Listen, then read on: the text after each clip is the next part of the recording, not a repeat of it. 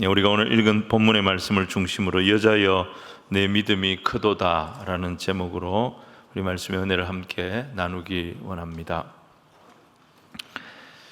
오늘 마태복음 15장에는 너무나도 대조적인 두 부류의 사람이 등장을 합니다. 한 부류는 하나님의 율법의 말씀을 너무 잘 알고 또 대를 이어서 철저하게 훈련을 받았고 그 훈련의 세부 규칙까지 다 지키는 유대의 종교 지도자들입니다. 그들은 스스로 의로운 자라고 생각하고 종교적인 자부심이 아주 강한 자들이었습니다. 근데 희한하게 그들에게는 하나님의 나라가 임하지 않았어요. 이유가 뭐냐? 그들의 마음이 문제였어요. 그 마음에 증오심, 비방, 교만 이런 것들이 꽉 차서 그 마음이 병들어 있었던 것입니다. 또 한 부류는 이방 여인이었습니다. 이 여인은 딸이 귀신 들린 여인이었고 예수님으로부터 개 취급을 당했던 여인이었습니다. 근데 그 여인은 예수님을 떠나지 않았습니다. 예수님께 무릎 꿇고 자기를 죄인이라고 인정을 했습니다. 그리고 긍휼을 구했습니다. 그때 예수님은 이 여인을 칭찬하셨고 문제가 다 해결이 되는 복을 주셨습니다. 핵심이 뭐냐? 결국 마음이었습니다. 잠언 4장 23절 보시면 모든 지킬 만한 것 중에 더욱 내 마음을 지키라. 생명의 근원이 이에서 남이니라. 마음에서 모든 결정이 이루어진다는 것입니다. 더 정확하게 말하면 내 마음에 무엇을 담느냐는 것입니다. 내 마음이 무엇을 담아내느냐는 것입니다. 내가 아무리 질그릇같이 볼품없는 그런 인생을 살아왔다 하더라도 내 마음에 하나님의 말씀이 담기면, 내 마음에 하나님이 담기면 하나님이 다스리는 천국이 된다는 것입니다. 근데 내 마음에 악한 생각, 거짓, 비방, 세상 정욕 이런 것들이 담기게 되면 내 마음은 곧 지옥이 된다는 것입니다. 여러분, 오늘 첫 번째 사람들 1절부터 20절에 나오는 사람들인데 이들은 예루살렘에서 내려온 바리새인과 서기관들이었습니다. 사실 예수님은 11장 이후로 이 바리새인들 그리고 율법학자라고도 볼 수 있는 서기관들 이 사람들과 계속 충돌하셨어요. 계속 부딪히셨어요. 오늘 15장에서는 예루살렘에서 내려온 바리새인 서기관들과 또 한 번 큰 충돌이 일어나는 것을 보게 됩니다. 여러분, 유대 지도자들은 왜 이렇게 사사건건 예수님 찾아와서 항의하고 배척하고 충돌을 하고 왜 이러는 걸까요? 그것은 예수님이 자기들이 기대하는 메시아의 모습하고 너무 달랐기 때문입니다. 유대인들이 기대했던 메시아는 어떤 메시아였겠습니까? 그들에게 정치적인 힘을 돌려주는 메시아였어요. 그들의 경제적인 문제를 해결해주는 메시아였어요. 그러면서 자신들을 인정해주는 메시아, 자신들의 의로운 행위를 알아주는 메시아를 기대했던 거예요. 근데 예수님은 자기들은 무시하고 오히려 막 책망을 하면서 자기들이 전혀 인정하지 않는 세리와 죄인들과는 계속 어울리시고 그들과는 먹고 마시는 것이었습니다. 또 14장에 무슨 일이 있었습니까? 오병이어 기적이 일어났습니다. 이 기적이 일어났을 때 빈들에서 많은 무리가 흥분했습니다. 이야, 예수님이 이제 정신 차렸나 보다. 이 예수님을 우리의 왕으로 세우자. 근데 정작 예수님 어떻게 하면 그 좋은 기회를 스스로 발로 차버린 거예요. 제자들은 배 태워가지고 다 떠나 보내버리고 자기도 기도한다면서 혼자 산으로 올라가 버린 거예요. 유대인들이 볼 때 도저히 예수님이 이해가 안 되는 거예요.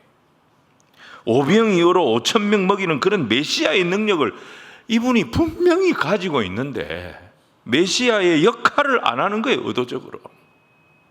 그래서 유대인들은 이런 예수님에 대해서 더 실망하게 됐고 그 실망감이 증오심으로 더 깊어지게 되었던 것입니다. 여기에 이제 격앙된 바리새인들이 예수님을 또 공격한 거예요. 이번에는 뭡니까? 제자들이 떡을 먹는데 손을 안 씻는다는 거예요. 떡 먹는데 손을 안 씻는 거예요. 손 안 씻으면 됩니까? 안 됩니까?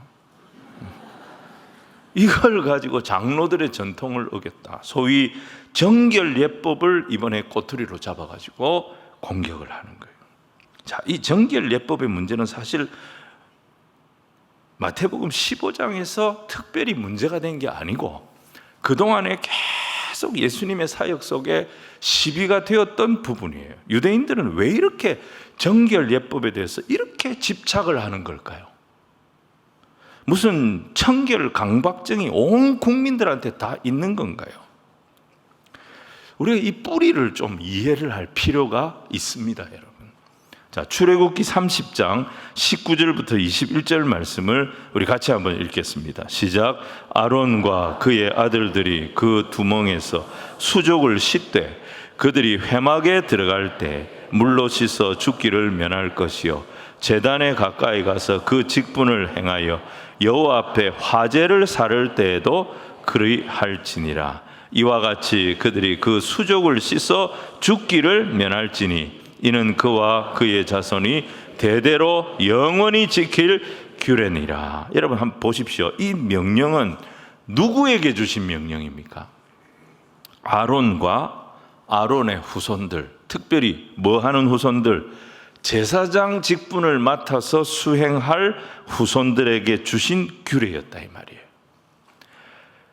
이 정결 예식이 죽음과 연결이 될 정도로, 생명과 연결이 될 정도로 중요한 이유가 뭐냐면 이게 제사장들이 하나님을 대면하는 절차였기 때문에 굉장히 중요한 절차였어요. 거룩하신 하나님, 정결하신 하나님 앞에 나아가는 절차였던 거예요. 근데 이 정결 예법이 어떻게 제사를 주관하지 않는 그 일반인들에게까지 이 예법이 확대가 된 건가? 여러분, 이게 바리새인들 때문입니다. 바리새인들이 이렇게 해석을 해버린 거예요. 그래서 우리가 말씀을 해석할 때는 참 조심해야 됩니다. 왜냐하면 관찰, 해석, 적용. 해석 뒤에는 뭐가 따라오느냐? 적용이 반드시 따라오기 때문에 해석이 달라지면 적용이 달라져 버리는 거예요. 바리새인들은 자신들의 해석을 적용하면서 그 범위와 그 기능을 완전히 확대를 시키고 그걸 일반화를 시켜버린 것입니다. 제사장들이 손을 씻는 그 모습이 참 거룩해 보이고 좋아 보였던 것 같아요. 그래서 제사장뿐만 아니라 모든 유대 일반인들이 저렇게 씻으면 얼마나 좋을까? 그래서 이 규례를 일반인들도 다 지키도록 확대를 시켜버린 거예요. 그리고 제사장들이 씻는 이유는 뭐냐? 제사 때 제물의 피가 이제 손에 묻는 거예요. 그래서 물두멍이 있고 그 물두멍에 가서 손을 반드시 씻어야 했던 것인데 이 정결 예식을 일반인들에게는 음식을 먹을 때로 바꿔버린 거예요. 음식을 먹을 때도 씻어야 된다. 그래서 모든 일반인들에게 이 정결 예법을 일반화 시켜버린 거예요. 그리고 이걸 법으로 만들어버린 거예요. 그게 장로들의 전통인 거예요. 여러분, 이 장로들의 전통은 엄밀하게 말하면 율법의 말씀입니까? 아닙니까? 아니죠. 율법의 말씀이 아니죠. 율법에는 밥 먹을 때 손 씻어야 된다 이런 말씀이 없습니다. 밥 먹을 때 손 안 씻어도 됩니다. 근데 우리가 음식을 먹을 때 왜 손을 씻습니까? 그것은 율법을 지키기 위해서 씻는 것이 아니라 손을 씻는 것이 위생적이기 때문에 위생을 위해서 씻는 것입니다. 근데 이제는 어떻게 됐어요? 씻지 않으면 장로들의 전통을 어기는 죄가 돼버린 거예요. 그래서 이 법을 어긴 사람들을 마음대로 정죄할 수 있고 판단할 수 있는 그런 도구가 돼버린 거예요. 여러분, 이건 하나님께 나아가는 절차였습니다. 제사장들이. 근데 이걸 일반화시켰어요. 하나님께 나아가는 길을 모르니까 자기들이 마음대로 길을 만든 거예요. 여러분, 예수님이 길이요 진리요 생명이라 그랬습니다. 근데 그 길 대신 예수님이 오셨는데 그 예수님에게 자기들이 만든 길을 가라고 강요하고 있는 것입니다. 예수님 뭐라고 하십니까? 기가 찼어요. 맹인이 맹인을 인도하다가 둘 다 구덩이에 빠진다이.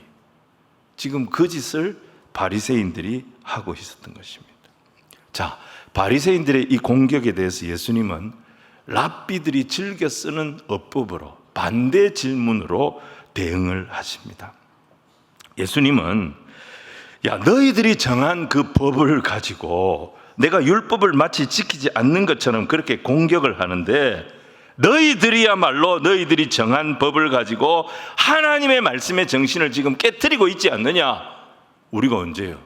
그게 바로 고르반 아니냐? 예수님께서 마가복음 7장에 나오는 이 고르반을 예를 드셨어요. 여러분, 고르반이 뭐냐면 여기에 제 재산이 있어요. 제 소유가 있어요. 내 재산과 내 소유를 나는 성전에 다 바치겠습니다. 맹세를 하는 거예요. 이 모든 것은 이제 내 것이 아니라 하나님의 것입니다. 이렇게 선언을 하는 것이 고르반이에요.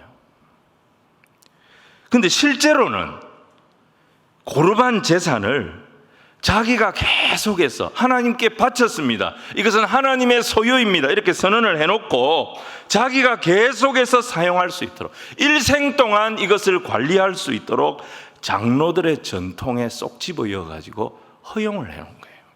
바리새인들이. 근데 문제가 어디서 되냐면은 5계명이에요. 예수님께서 5계명을 예를 드셨어요. 내 부모를 공경하라. 이 5계명을 지켜야 할 일이 생겼는데 바리새인들이 뭐라고 변명을 하냐면 나는 고르반 맹세를 했다는 거예요.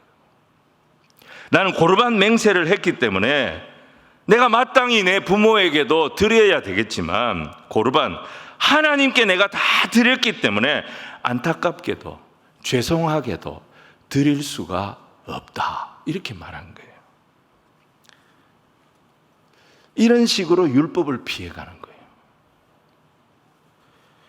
이건 하나님을 기만하는 것이었습니다. 경건을 가장한 사기를 치는 거였습니다. 당시 바리새인들이 이런 짓을 하고 있었던 것입니다. 자기들이 법을 만들어서 율법을 지키지 않아도 되는 길을 만든 거예요. 예수님이 이걸 딱 지적하신 거예요. 자, 4절부터 6절 말씀을 우리 같이 한번 읽겠습니다. 시작. 하나님이 이르셨으되 내 부모를 공경하라 하시고 또 아버지나 어머니를 비방하는 자는 반드시 죽임을 당하리라 하셨거늘 너희는 이르되 누구든지 아버지에게나 어머니에게 말하기를 내가 드려 유익하게 할 것이 하나님께 드림이 되었다고 하기만 하면 그 부모를 공경할 것이 없다 하여 너희의 전통으로 하나님의 말씀을 폐하는도다. 하기 싫으면 하기 싫다고 솔직하게 말하면 되는데 율법의 말씀을 지켜야 되잖아요. 5계명을 지켜야 되잖아요. 유대인이니까. 그래서 장로들의 전통을 가지고 너희들의 전통을 가지고 하나님의 말씀을 지킬 수 없게 되어졌다는 식으로 변명을 하는 이 바리새인들의 죄, 이거는 율법을 어기는, 너희들이 장로들의 전통을 내가 안 지켰다고 내 죄가 크다고 말하는데 너희들은 장로들의 전통 정도가 아니라 율법을 어기는 더 큰 죄를 짓고 있지 않느냐. 예수님께서 그렇게 고발하신 거예요. 그러니까 여러분 생각해 보십시오. 바리새인들이 볼 때 예수님 완전히 눈에 가신 거예요. 이분이 말이라도 못하면 어떻게라도 해보겠는데 감당이 안 되는 거예요. 자, 여러분 예루살렘에서 갈릴리까지는요 약 한 160km 정도 됩니다. 울산에서 제가 한번 계산해 보니까 한 구미 정도 됩니다. 지금 출발해가지고 구미 가는데 한 몇 시간 걸리겠습니까? 차로 가면 2시간이 채 안 걸릴 겁니다. 근데 이 시대에는 뭐 짐승을 타고 가든지 걸어가든지 그래야 됐을 거 아니에요. 이 만만치 않은 거리입니다.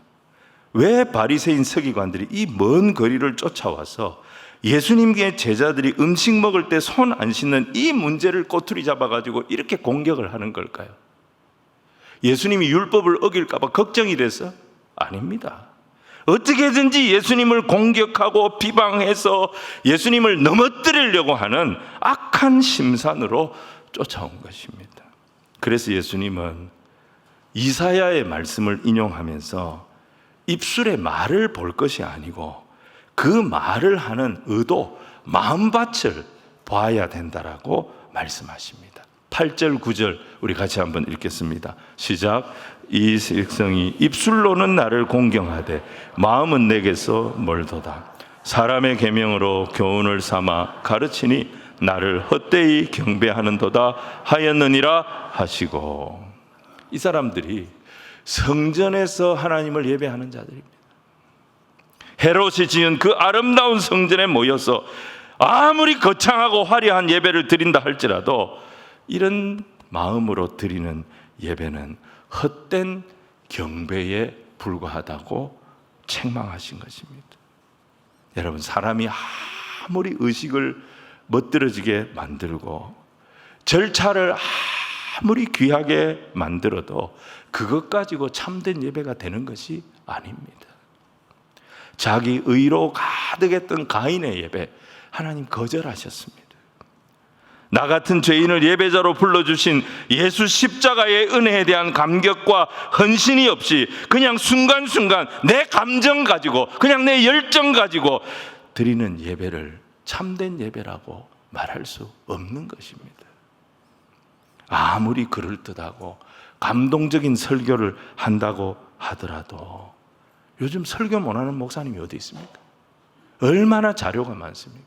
얼마나 정보가 많습니까? 아무리 그럴듯한 설교를 하는 그런 목회자라 할지라도 그 마음밭이 미움이 가득하고 욕심이 가득하고 자기 의가 여전히 죽지 않고 살아있다면 그가 하는 설교는 다 헛것입니다. 예수님은 뭐라고 하셨어요? 네 마음에서 온갖 더러운 것이 다 나오는 거다.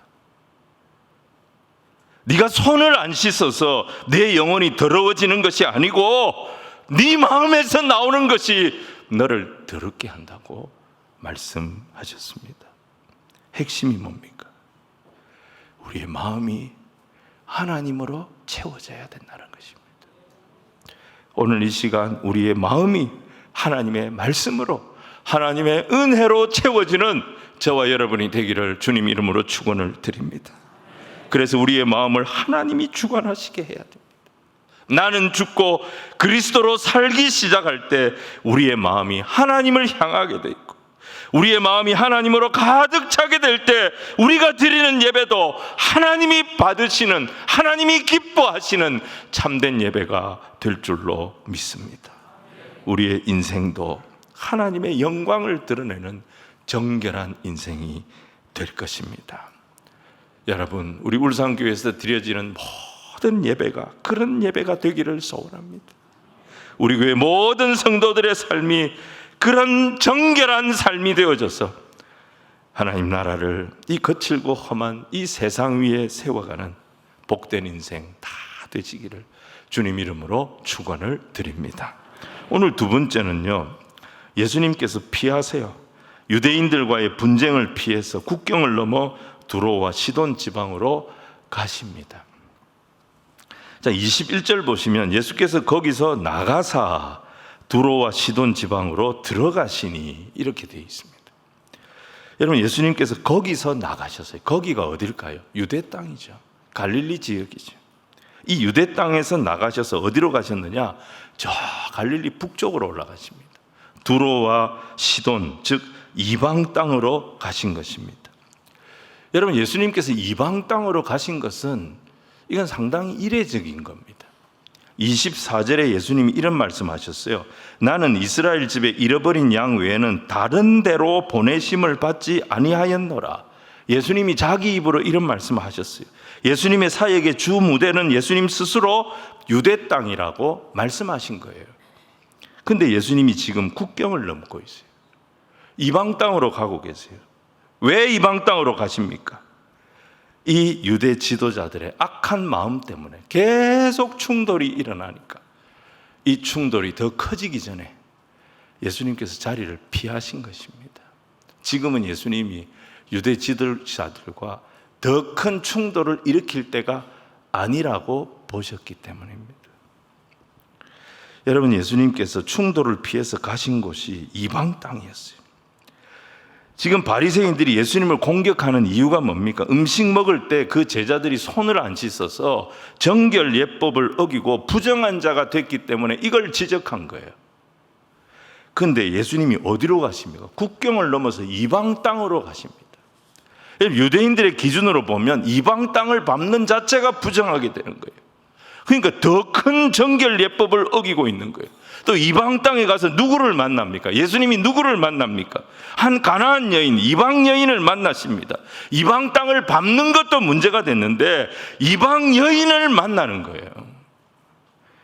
예수님 바리새인들이 볼 때 더 심각하게 자기를 더럽혔다, 이런 공격을 받을 수 있는 그런 상황으로 예수님 나가고 계신 거예요. 자, 마가복음 7장에 보면 이 여인을 소개하기를 수로보니게 여인이라고 소개했습니다. 자, 이 여인이 예수님을 찾아온 거예요.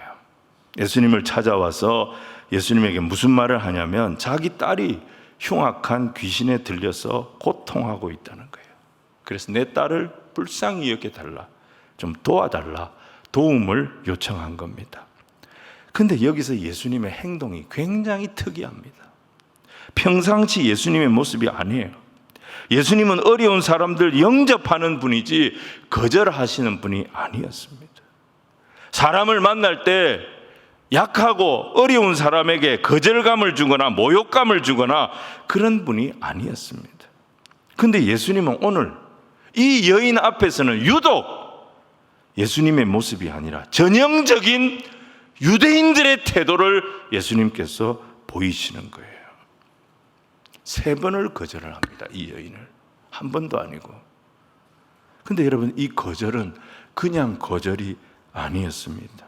이 거절을 통해서 예수님이 의도하신 게 뭐냐면 이 여인의 마음속에 있는 믿음, 이 여인의 마음속에 있는 그 진정한 믿음을 드러내기를 원하셨던 거예요.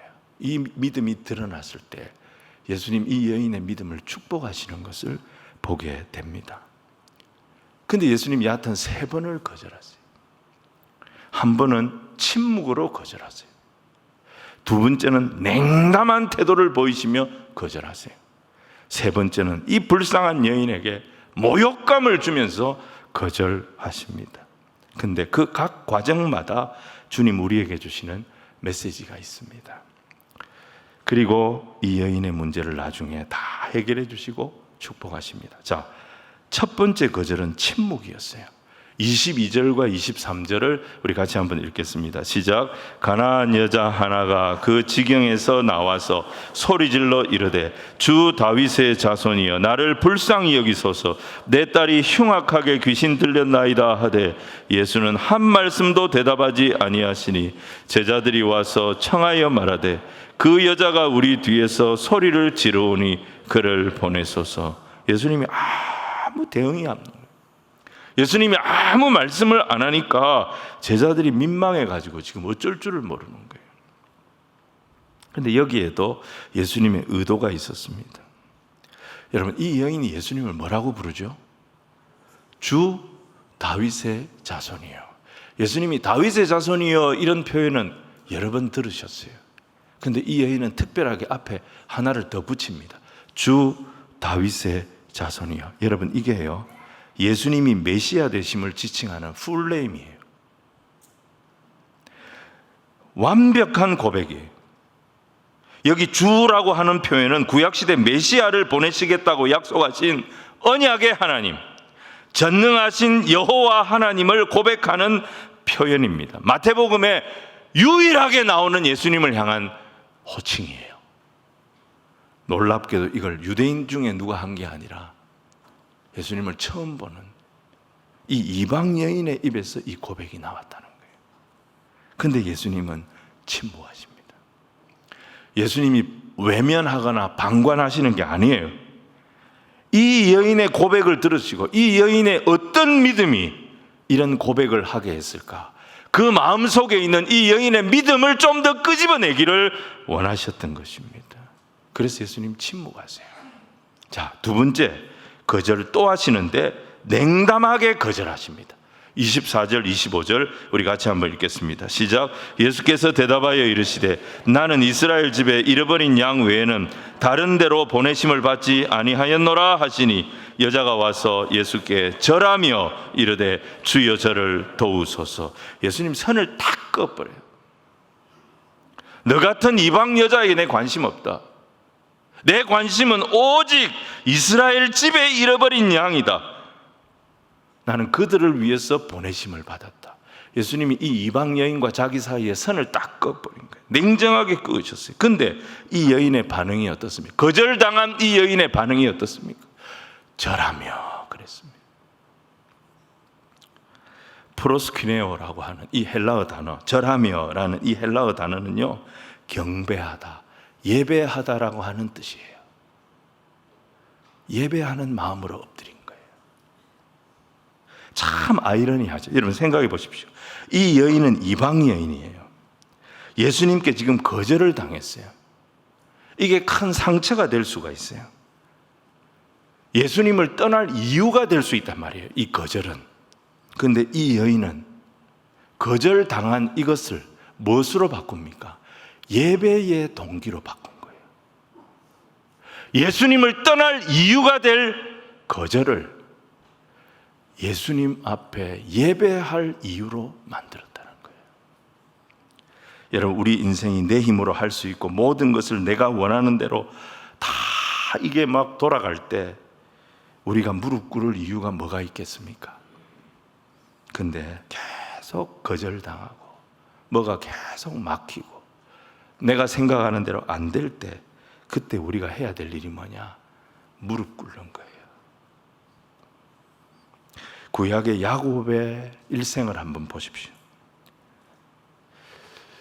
야곱의 인생의 아주 중요한 포인트는 야곱이 승승장구할 때가 아닙니다. 야곱은 머리가 비상했어요.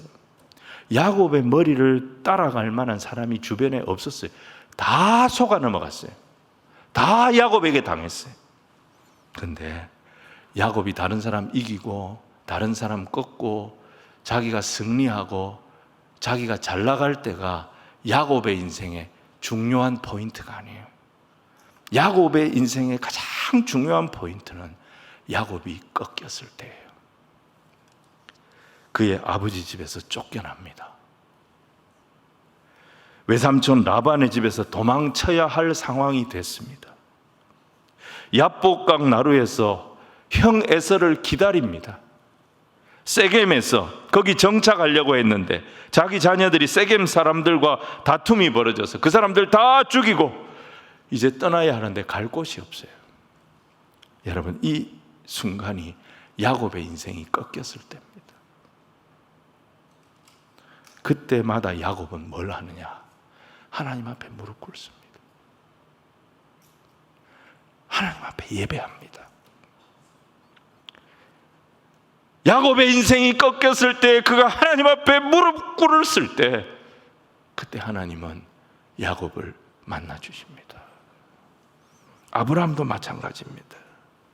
꺾일 때 그가 하나님을 향하여 단을 쌓았다 그랬습니다. 인생의 변곡점마다 성경의 인물들은 예배자가 되었던 거예요. 이 수로보니게 여인도 그랬습니다. 여러분, 우리도 마찬가지입니다.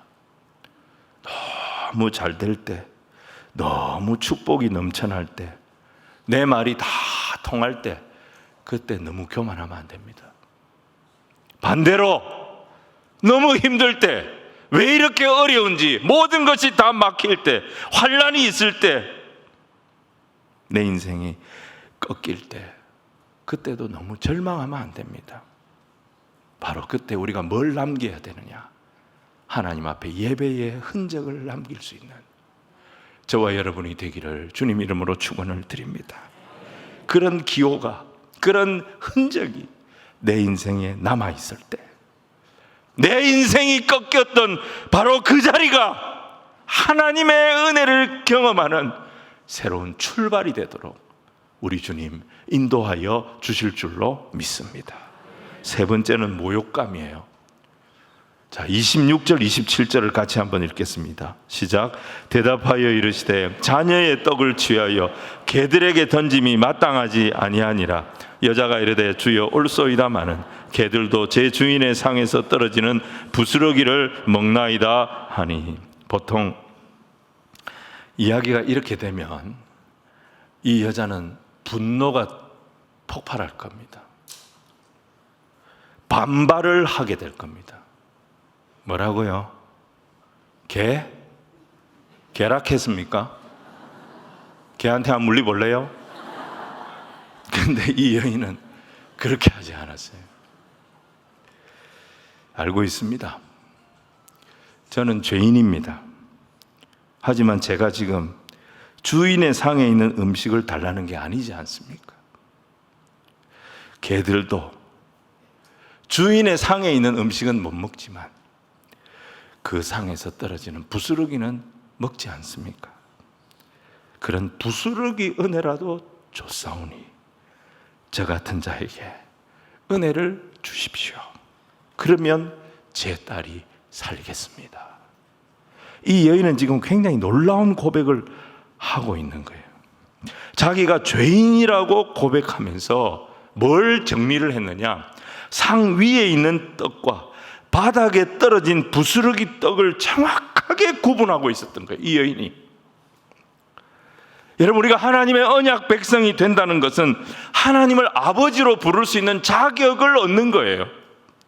하나님을 내 남편으로 부를 수 있는 특권을 얻는 거예요. 그래서 언약을 맺는다는 것은 상대를 소유하는 것을 말하는 거예요.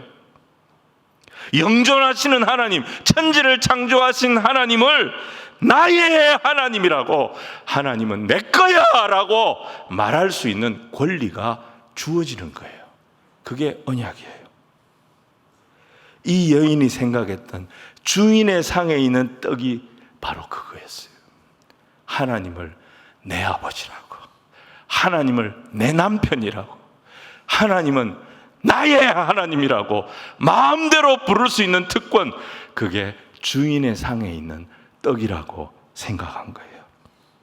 자기는, 자기 같은 이방인은 그 떡이 진짜 그림의 떡이라 먹지는 못한다 하더라도 그 상에서 떨어지는 부스러기는 우리가 먹을 수 있지 않냐고 그 요청을 하고 있는 거예요. 자기 딸이 낳는 것을 부스러기라고 말하고 있는 거예요. 예수님이 이 여인의 고백을 듣고 지금 충격을 받으신 거예요. 깜짝 놀라신 거예요. 예수님 지금 어디서 오셨습니까? 유대 땅에서 오셨습니다. 유대의 종교 지도자들과 이 떡 문제로 싸우다가 오신 거예요. 유대의 종교 지도자들, 바리새인 서기관들, 그렇게 율법에 해박한 자들은 떡과 부스러기를 구별을 못했어요. 그래서 그들은 장로의 유전을 떡으로 착각하고 살았어요. 근데 이방 땅에 이름도 모르는 이 여인은 떡과 부스러기를 정확하게 구분하고 있었던 거예요. 여러분, 이 여인의 이름을 아십니까?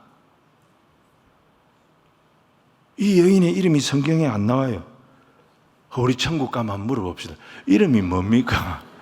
물어봐야 될 것 같아요. 이름도 모르는 이 여인은 딱 정리를 하고 있어요.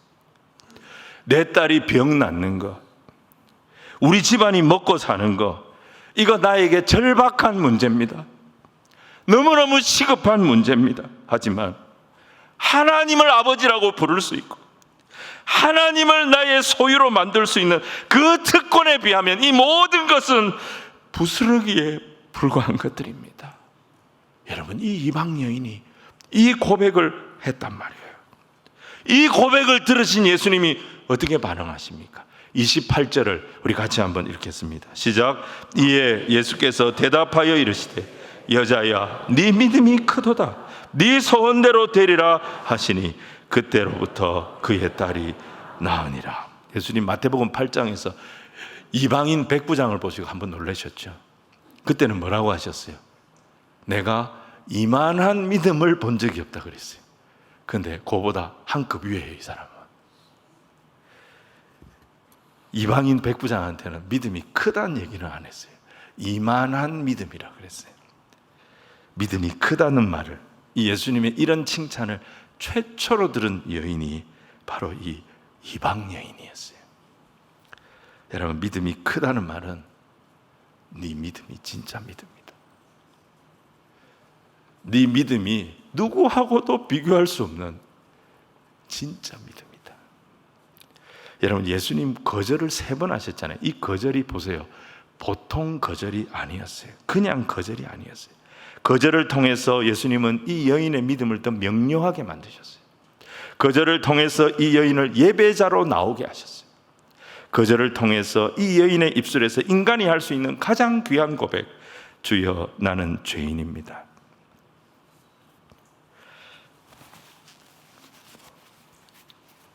나를 불쌍히 여기소서. 부스러기라도 줬사오니 주님의 은혜가 필요합니다. 떡과 부스러기를 구분하는 진정한 믿음의 자리까지 나올 수 있도록 예수님께서 인도해 주신 거예요. 바리새인들의 예배는 화려하고 대단한 예배처럼 보였지만 그 예배는 헛된 경배라고 했습니다. 그러나 이 가나안 여인의 예배는 예수님의 마음을 움직이는 참 예배였던 것입니다. 그리고 나아가서 나는 죄인입니다. 부스러기라도 쫓아오니 주여 은혜를 주옵소서. 은혜를 구할 때 주님이 이 여인에게 여자야, 네 믿음이 크도다. 네 믿음이 크도다. 유대 땅에서 어느 누구에게도 듣지 못하고 예수님께서 하지 못했던 칭찬을 이 여인이 받으면서 그 은혜의 힘이 얼마나 대단한지 경험하도록 인도하여 주셨던 것입니다. 오늘 우리에게 이 은혜가 필요합니다. 오늘 우리에게 이 예배가 필요합니다. 우리의 예배에 이 은혜가 담겨서 이 은혜의 힘을 가지고 세상의 모든 문제를 다 이기고 승리하는 주의 백성들이 되시기를 주님 이름으로 축원을 드립니다.